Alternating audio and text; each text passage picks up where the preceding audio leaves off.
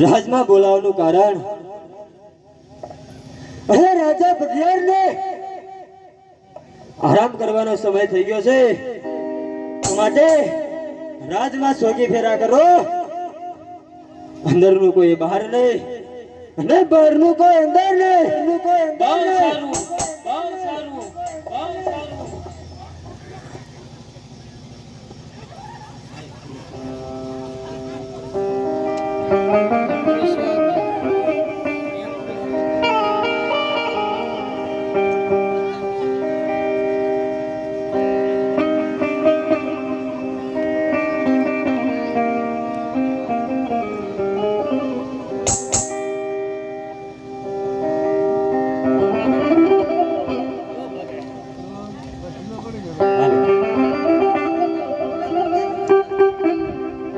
છે કોઈ ડેલીએ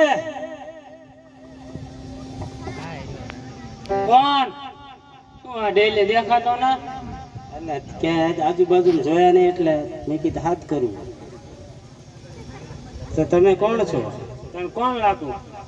એમ તો આમાં થોડું કઈ બાય છે કે આ કોણ છે ભાઈ એમનું કે ભાઈ તો તને આમ કેવો લાગુ?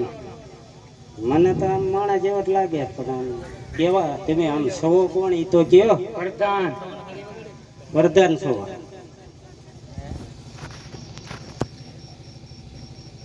થોડુંક મેચિંગ તો આવે છો. ત્યાં કયું નગર છે ને કોણ રાજા રાજ કરે છે?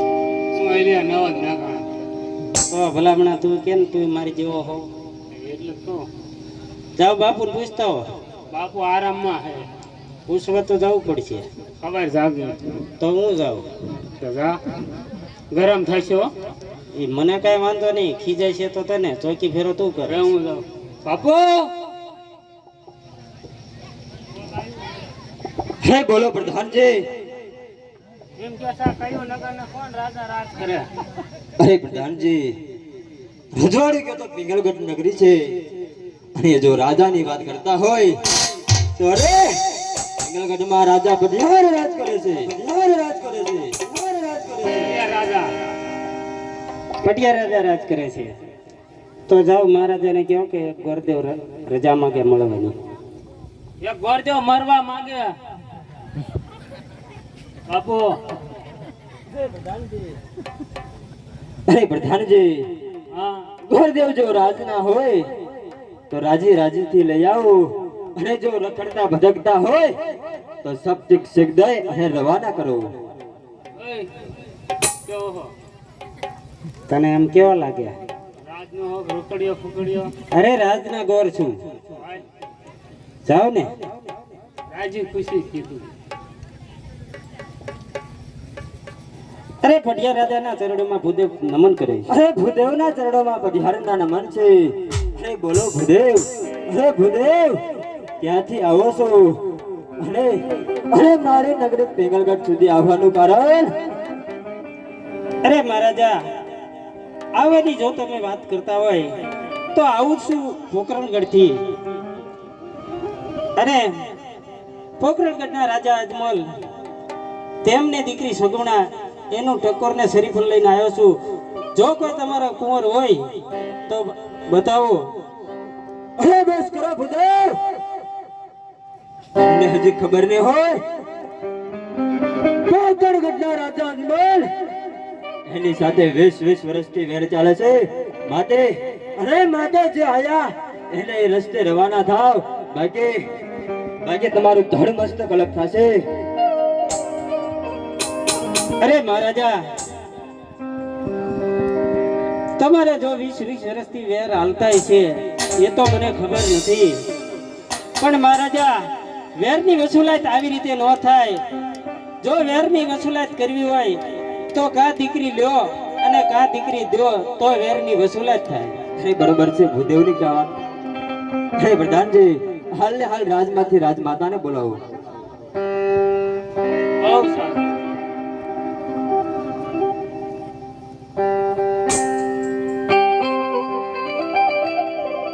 આજે પ્રધાન બોલાવે માત જાવ જોરે.